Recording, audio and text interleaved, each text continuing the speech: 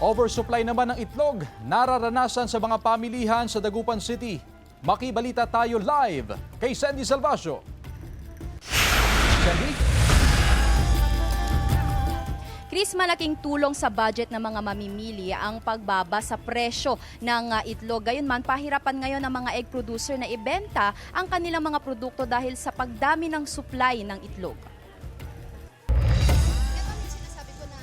Importante raw sa bahay ni Vina ang itlog na madaling iluto at madalas niyang ihain. Kaya ikinatuwa nito ang pagbaba sa presyo ng itlog at nagkaroon ng new weight o bagong size sa mga bagsakan na ibinebenta ngayon sa halagang 5 piso kada piraso. Hindi rin po mabigat sa bulsa, ma'am.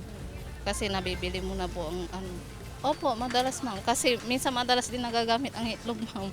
Oo. So talagang kailangan meron Opo, kailangan i-stock, ma'am. Ang bawas presyo sa itlog, bunsod daw ng nararanasang oversupply ayon sa Sinag. Mga iba hindi pa nag-grow ulit. Yun ang isang challenge natin. Kung after 30 days, baka magkaroon naman tayo ng kakulangan, no? Kung ganun ang direksyon. Ayon sa Sinag, kakambal ng oversupply sa produkto ang pagbaba naman sa demand. Tumal ngayon. Patumala. Yung bintahan po ngayon kasi maraming supplier ng itlog.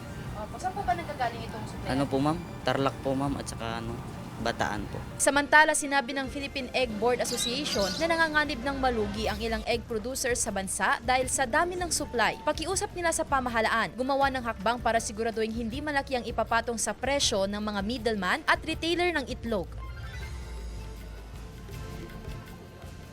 Chris, sa paglilibot natin kanina dito sa Calasiao Public Market, napansin nga natin na yung presyo ng kanilang new weight ay umaabot ng 4 pesos kada piraso. Ibinahagi rin nila sa atin kanina na bumaba mula 20 hanggang 40 pesos ang kada tray ng kanilang small to medium size na itlog. Chris?